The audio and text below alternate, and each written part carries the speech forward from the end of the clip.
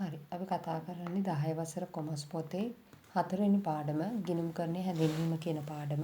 අපි මුලින්ම කතා කරමු ගිණුම්කරණයේ යනු කියන එක. ගිණුම්කරණය කියන්නේ මොකක්ද? ව්‍යාපාරයක් කෙරෙහි ඇල්මැති පාර්ශ්ව වලට තීරණ ගැනීමට ප්‍රයෝජනවත් වන තොරතුරු සැපයීමේ ක්‍රියාවලිය. එහෙනම් මේ ඇල්මැති පාර්ශ්ව කවුද කියලා අපි දැනගන්න ඕනේ. ව්‍යාපාරයක නම් මේ ඇල්මැති පාර්ශ්ව කවුද? ව්‍යාපාරයේ අයිතිකරුවන්, සේවකයන්, ව්‍යාපාරයට ණය දීලා තියෙනවා නම් ඒ අය, රාජ්‍යය ඔය විදිහට ඇල්මැති පාර්ශ්ව පාර්ශ්ව හඳුනා ගන්න පුළුවන්. ඒවා අපිට කතා කරන්න පුළුවන් තව ඉස්සරහට පාඩම්වලදී. මෙන්න මේ ඇල්මැති පාර්ශ්ව වලට තීරණ ගැනීමට ප්‍රයෝජනවත් වන තොරතුරු සැපයීම ක්‍රියාවලිය තමයි ගිණුම්කරණය කියන්නේ.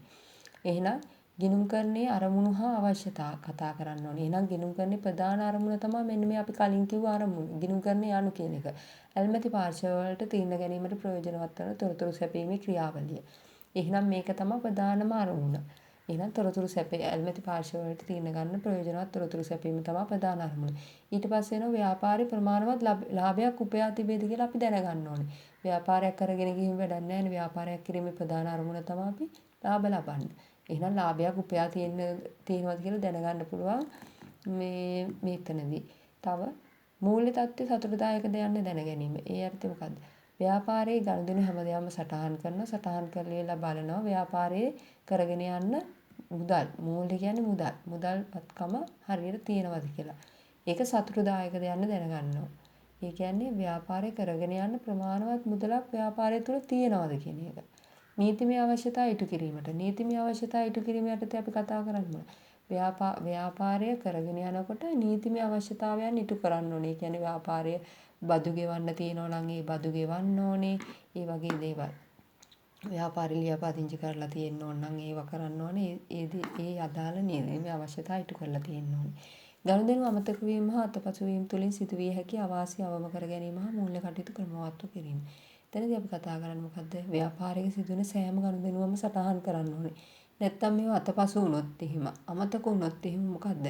ව්‍යාපාරයට අවාසි තත්ත්වයක් ඇති වෙන්න පුළුවන්. මූල්‍ය කටයුතු ක්‍රමවත්ව කරගෙන යන්නත් බෑ මේක නිසා. මොකෝ ව්‍යාපාරයේ ගනුදෙනු හරියට කරේ නැතුනොත් අපි දන්නේ නැහැ ව්යාපාරයේ ලාභයක්ද ලබන්නේ පාඩුවක්ද කරන්නේ කියලා පාඩුවටද යන්නේ කියන එක දැනගන්න විදිහක් නෑ. ගනුදෙනු හරියට මේ සටහන් කරේ නැත්තම්. එහෙනම් ඒකත් මේ අනිවාර්යයෙන්ම කළ යුතු දෙයක්. ওই විදිහට කරුණු පහක් තියෙනවා. මේවත් සාමාන්‍ය පේපර්ස් වල අහලා තියෙනවා බලාගන්න. ඊළඟට මම කතා කරන ප්‍රශ්නේ තමයි ව්‍යාපාරික ගනුදෙනු තුලින් ඇතිවෙන ගිණුම් කරන සංරචක ටික. මේ ගිණුම් කරන සංරචක ටික හරි වැදගත්. එහෙනම් මේ සංරචක ටික හරියට දැනගෙන ඉන්න ඕනේ. මේ සංරචක හරහා තමයි මුළු ගිණුම් කරණයම යන්නේ. මේවා හරියට දැනගත්තොත් තමයි අපිට දික්සටහන් කරන්න පුළුවන් වෙන්නේ. ඊට පස්සේ ගිණුම්ගත කරන්නේ වැඩි හැම දෙයකදීම වැදගත් වෙනවා. මම මේ විදිහට තමයි හැමතිස්සෙම මම ක්ලාස් වලදී පාඩම් කරන්නේ.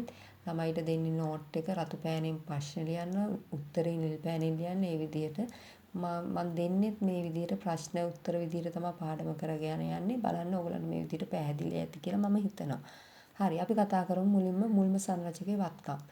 එහෙනම් වත්කම් කියන්නේ මොනවද කියලා දැනගන්න ඕනේ. එහෙනම් මෙතන මම ප්‍රශ්න විදිහට මේ සංරචක පහ කතා කරනවා. පහ වෙනම කතා කරන ඊට පස්සේ එහෙනම් සංරචක පහ තමයි වත්කම්, වගකීම්, හිමිකම්, ආදායම්, වියදම්. ගිණුම් කරන සමීකරණයේදී මේ සමීකරණය හැදෙන විදිහ මේ සංරචක ටික දාලා බලමු අපි ඊළඟ පාඩමේදී කතා කරමු. එහෙනම් දැන් අපි කතා කරමු වත්කම්. වත්කමක් කියන්නේ මොකද්ද කියලා අපි මුලින්ම දැනගන්න ඕනේ.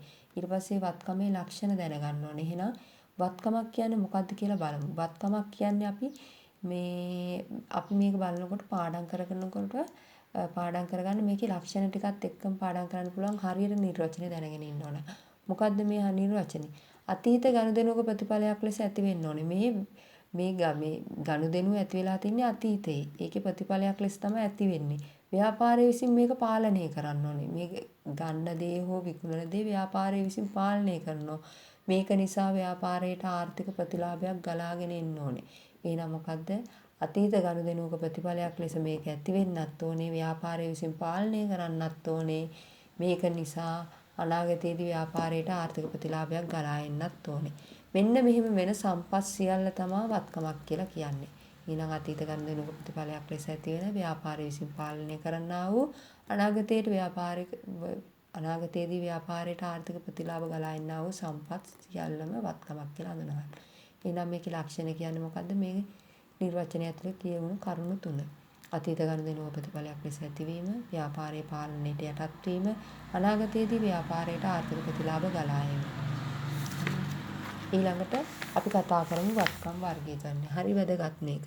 මේවා හොඳට පුළුවන් වෙන්න ඕනේ. එතකොට තමයි අපිට ද්විත්ව සටහන් පාඩම හරියට අවබෝධ කරගන්න පුළුවන් වෙන්නේ. එහෙනම් අපි වත්කම් වර්ගීකරණය කරමු. මෙතන මම කතා කරනවා වත්කම් වර්ග කරන කොටස් දෙකක් යටතේ. ඒ කොටස් දෙක තමයි ජංගම නොවන වත්කම් හා ජංගම වත්කම් කියලා කතා කරන්නේ. එහෙනම් මුලින්ම අපි දැනගෙන ඉන්න ඕනේ ජංගම කාලයක් කියන්නේ මොකක්ද කියලා. අපි ගිණුම් කටයුතු කරගෙන යන්නේ අවුරුද්දකට.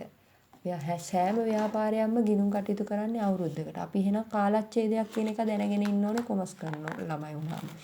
එහෙනම් මෙන්න මේ කාලච්ඡේදය අපි හිතන්නේ දැන් අපි ඉන්නේ 2020 අවුරුද්දේනේ.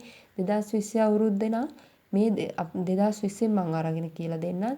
2020 1න් පටන් ගන්නවා නම් අපි මේ 1 කාලච්ඡේදය පටන් ගන්නේ ජනවාරි 1 වෙනිදා නම් මේකේ කාලච්ඡේදය ඉවර වෙන දවස වෙන්නේ 2020යි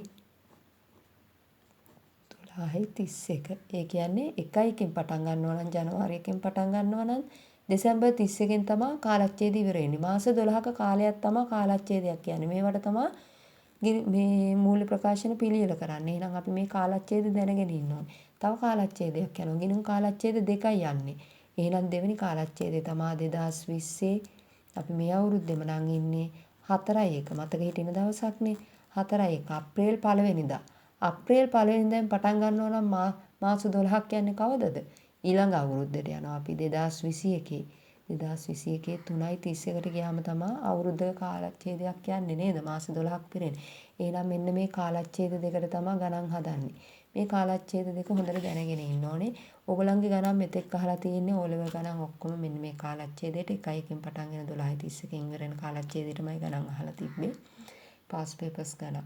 අපි එහෙනම් මේ දන්නවා දැන් ගිණුම් කාලච්ඡේදයක් කියන්නේ මොකක්ද කියලා. එහෙනම් මෙන්න මේ ගිණුම් කාලච්ඡේදයක ප්‍රමාණය මාස 12ක කාලයකට අපි කියනවා ජංගම කාලයක් කියලා.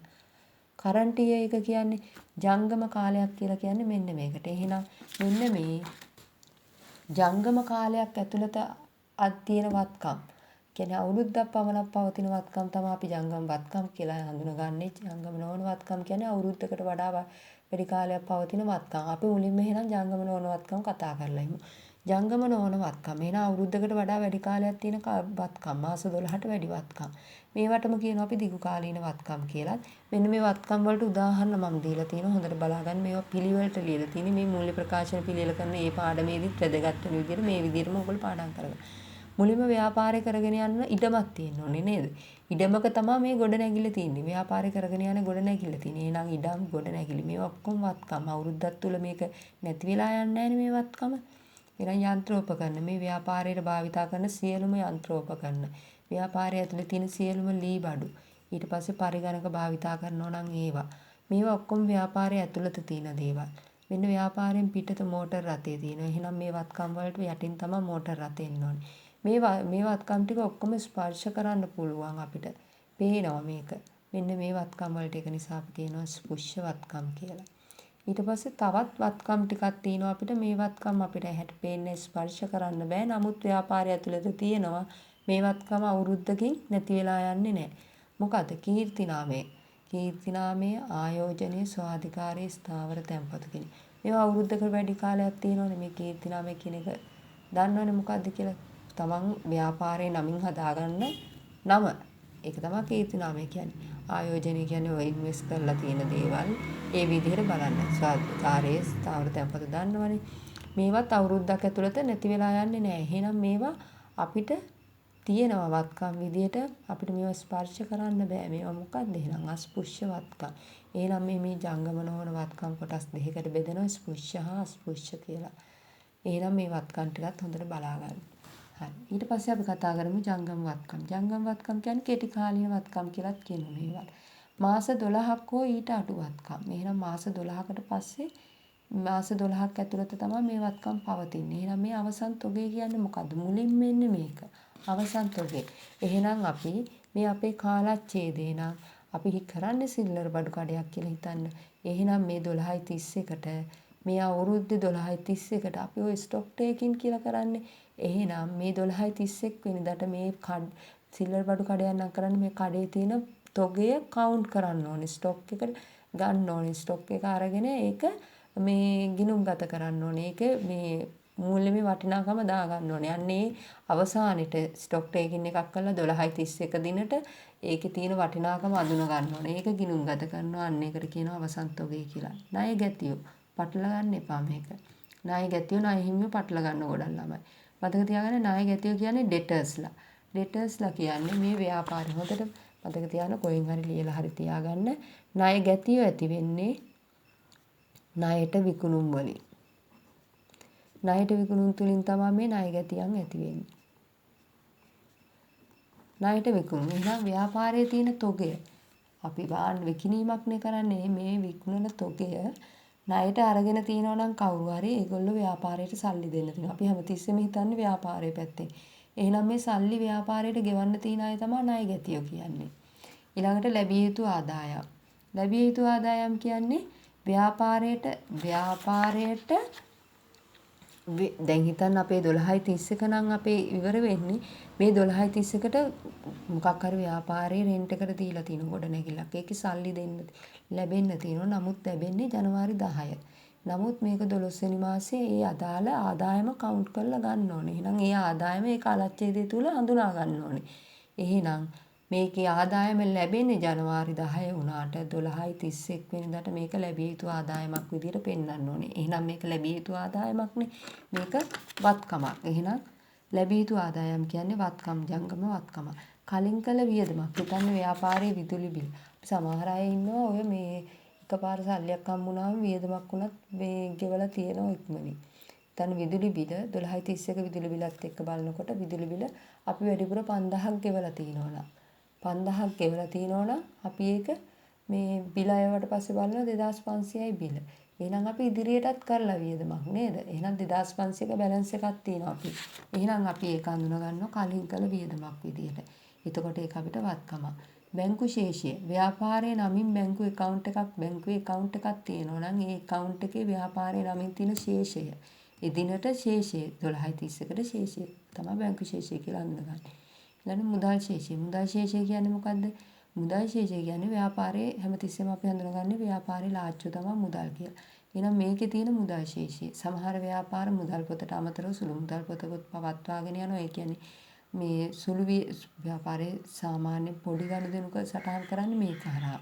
එතකොට මුදල් පොතකුයි සුළු මුදල් පොතකුයි දෙකක් පවත්වාගෙන යන ව්‍යාපාර තියෙනවා නම් මේ දෙක වෙන් කරලා තියෙනවා. මුදල් ශේෂය වෙනම ලියනවා සුළු මුදල් ශේෂය වෙනම ලියනවා. දැන් පැහැදිලිද මේ තමයි වත්කම් වර්ගීකරණය. හරි. දැන් අපි වත්කම් කතා කරලා ඉවරයි. ඊළඟට අපි යමු වගකීම් වලට. එහෙනම් වගකීම් යන්න හඳුන්වා ඒ ලක්ෂණ නම් කරන්න ප්‍රශ්නේ. 6 වෙනි ප්‍රශ්නේ. එහෙනම් අර විදියම තමයි අතීත ගනුදෙනුක ප්‍රතිඵලයක් ලෙස තමයි මේ වගකීම ඇති වෙන්නේ. බේරුම් කිරීමේදී ව්‍යාපාරයේ සම්පත් වලින් කොටසක් පිටතට ගලා යන්නා වූ වර්තමාන බැඳීමක්. එහෙනම් මොකද්ද අතීතයේ ගනුදෙනුවක් වෙලා තියෙන්න ඕනේ. ඒක නිසා බිහි වෙනවා. බේරුම් කරන්නේ මොන හැන්ද මේ වගකීම අපි ව්‍යාපාරයේ තියෙන මෙන්න මේ වත්කමෙන්. මොකද්ද? ව්‍යාපාරයේ තියෙන මේ මුදල් කියන වත්කම නේද ගොඩක් වෙලාවට පිටතට ඇදී යන්නේ. එහෙනම් ව්‍යාපාරයේ සම්පතක් වත්කම කියන්නේ ඒක තමයි පිටතට ගලා යන්නේ. මේක බේරුම් කරන එක අපේ වර්තමානයේ බැඳීමක්, ගෙවිය යුතු දෙයක්. එහෙනම් ඒක තමයි නිර්වචනය. අතීත ගනුදෙනුක ප්‍රතිඵලයක් ලෙස බිහි වෙනවා. බේරුම් කිරීමේදී ව්‍යාපාරයේ සම්පත් වලින් කොටසක් පිටතට ගලා යන්නා වූ වර්තමාන බැඳීම. එහෙනම් ලක්ෂණ කියන්නේ මේකේ අඩංගු වෙලා තියෙන කරුණු තුන. අතීත ගනුදෙනුක ප්‍රතිඵලයක් ලෙස ඇතිවීම, බේරුම් කිරීමේදී ව්‍යාපාරයේ සම්පත් වලින් කොටසක් පිටතට ගලා යාම. ඒක වර්තමාන බැඳීමක් වීම. කරුණු තුනයි. පැහැදිලිද? එහෙනම් අර විදිහටම අපි සාකච්ඡා කරනවා වගකීමුත් වර්ගීකරණය කරන එක. එහෙනම් බලන්න අර විදිහම තමයි. ජංගම නොවන වගකීම්, ජංගම වගකීම්. එහෙනම් අපි මුලින්ම කතා කරමු ජංගම නොවන වගකීම්. මේ මාස 12ට වැඩි පවතින වගකීම්. දිගු කාලීන වගකීම් කියලාත් කියනවා මේවට.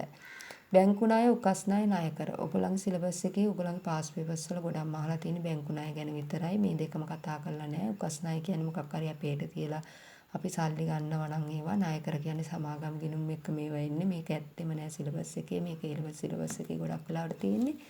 එහෙනම් ඔයගොල්ලන්ට මේක තමයි ගොඩක් ගණන් වල අහලා තියෙන්නේ. එහෙනම් ජංගම නොවන වගකීම් වල හොඳට මතක තියාගන්න බැංකු ණය කියන්නේ ජංගම නොවන වගකීම. මේ බැංකු ණය කියන එක A level සිලබස් එකේදී නම් ජංගම වගකීමක් විදිහට ගන්න. මොකද බැංකු ණය අවුරුද්දක කාලේ එතනදී අඳුනගන්නේ ජංගම කියලා. ජංගම නොවන කියලා අවුරුද්දට වැඩි කාලයක් අඳුනගන්නේ. ඔයගලන්ට එච්චර දීර්ඝව නැහැ. ඒක නිසා ඔයගොල්ලෝ ජංගම නොවන වගකීම් යටතටම අඳුනගන්න මේ බැංකු ණය කියන එක. හරි. අපි කතා කරමු ඊළඟට ජංගම වගකීම්. ජංගම වගකීම් කියන්නේ මාස 12ක් හෝ ඊට අඩු වගකීම්.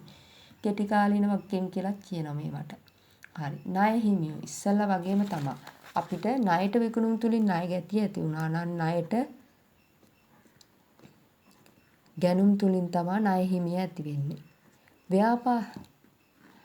ව්‍යාපාරය අපි ණයට මේ බඩු අරගෙන ව්‍යාපාරයට බඩු ගෙනල්ලා අපි දානවා කොහෙන් හරි සල්ලි නැහැ අපි ණයට ගන්නවා ණයට අරගෙන ඒ කියන්නේ සප්ලයර්ස්ලාගෙන් අපි බඩු ගන්නවා අපි ව්‍යාපාරයේ විකුණන බඩු තොගේ ණයට ගන්නවා ඉන්නේ ඒකට අපි ගෙවිය යුතු ගාණ තමයි මේ ණය හිමියෝ කියන්නේ දැන් අපේ බැඳීමක් මේක ඊළාට උපචිත ගෙවිය යුතු වියදම් උපචිත කියන්නේ ගෙවිය යුතු කියන්නේ එකම වචනේ ගෙවිය යුතු වියදම හිතන්න ව්‍යාපාරයේ විදුලි බිල අපි අඳුනගන්නේ 12.31 බිල එන්නේ අපිට ජනවාරි මාසේ කියලා ජනවාරි මැද වෙනකොට අපි නමුත් ඒක ගිණුම් හදන්න කාලයක් දෙනවනේ මේ ෆයිනලයිස් කරන්න කාලයක් දෙනවා. ඒ අතර මේක ඇක්රූට් විදිය මේ උපචිත විදියට අඳුන ගන්න ඕනේ. එහෙනම් මෙතන අපි දානවා මේ 12 වෙනි මාසේ බිල. මේ එන්නේ ඒක අපි ගෙවිලට ගන්නේ වියදම හර කරලා වියලා ගෙවිය යුතු වියදමක් විදියට ගන්නවා. ඒවා දිත් සටහන් වලදී තවදුරටත් කතා කරන්න පුළුවන්. එතකොට මේක වගකීමක්. ඒක වියදම අපි ගෙවන්න තියෙන එක වගකීමක්. ඊළඟ කලින් ලැබුව ආදායමක්. ඉස්සෙල්ලා වගේම තමයි. ආදායමක් කලින් ගෙව්වා නම් ඒක අපිට වත්කමක් වෙනවා. කලින් ලැබුණා නම් අපිට ඒක වගකීමක් වෙනවා. බැංකු අයිරාව. බැංකු අයිරාව කියන්නේ ව්‍යාපාරයේ අපේ ඉස්සෙල්ලා බැංකු ගිණුමේ ශේෂයක් තිබ්බනම් ඒක අපිට වත්කමක්. බැංකුවේ තියෙන අයිරාවක් නම් ඒක අපිට වගකීමක්. හිතන්න අපේ ව්‍යාපාරේ නමින් අපිට මේ කරන්ට් account වලට විතරයි ජංගම ගිණුම් වලට විතරයි මේ අයිරා පහසුකම් හම්බ වෙන්නේ අපිට. කරන්ට් account එකකට අපිට ව්‍යාපාරේ නමට ලක්ෂයක අයිරා පහසුකමක් දීලා තියෙනවා නම් මේ ලක්ෂය දක්වා අපිට ගනුදෙනු කරන්න පුළුවන්. ඒ කියන්නේ අපි මේ ව්‍යාපාරයේ ගිණුමේ මේ බැංක් account එකේ සල්ලි නැතුව අපිට බඩු තොගයක් ගන්න ඕන නම් රුපියල් 50000ක අපි 50000ක ගන්නවා බඩු තොගයක්. 50000ක බඩු තොගයක් ගත්තට පස්සේ මෙන්න මේක අපේ අයිරාව. එහෙනම් 12.31 වෙනකොට අපි 50000ක බඩු තොගයක් බැංක් account එකෙන් අරන්නම් සල්ලි නැතුව එන්නේ 50000 අපේ බැංකු අයිරාව. බැංකුවේ ශේෂයක් නැතුව අපි ගන්න දේ. එහෙනම් ඒක අපේ බැංකු අයිරාව. හරි. ඊට පස්සේ අපි කතා කරමු හිමිකම ගැන. හිමිකම කියන්නේ මොකද්ද? ව්‍යාපාරයක හිමිකරුවන් වෙනුවෙන් පවතින වත්කම් ප්‍රමාණය. එහෙනම් ව්‍යාපාරයේ හිමිකරුවන් වෙනුවෙන් පවතින වත්කම් ප්‍රමාණය තමයි හිමිකම කියන්නේ. එහෙනම් ව්‍යාපාරයට අයිතිකරු කියන්නේ පිට කෙනෙක්. එයත් වගකීමක්, බැඳීමක්. අයිතිකරුවන්ගේ දේ වෙනම අඳුන ගන්න ඕනේ. අපි අයිතිකරුවන්ට ගෙවිය යුතු දේ තමයි එහෙනම් අපේ වගකීමක් මේකත්. ඒක හිමිකම විදියට විතරයි අඳුනගන්නේ. එහෙනම් මේ ගිණුම් කරන සමීකරණයම තමයි හදලා තියෙන්නේ. ගිණුම් කරන සමීකරණයේ ප්‍රධාන සමීකරණය අපිට එන්නේ වත්කම් සමානයි හිමිකම් ධන වගකීම්. ඒක මේ බල සමීකරණේ සුළු කරලා ගන්න. එතකොට එනවා හිමිකම උක්ත වුණාම වත්කම් ඍණ වගකීම් කියලා. එතකොට හිමිකම කියන්නේ මොකද්ද කියලා දන්නවා. දැන් අපි දන්නවා වත්කම් වගකීම් හිමිකම්.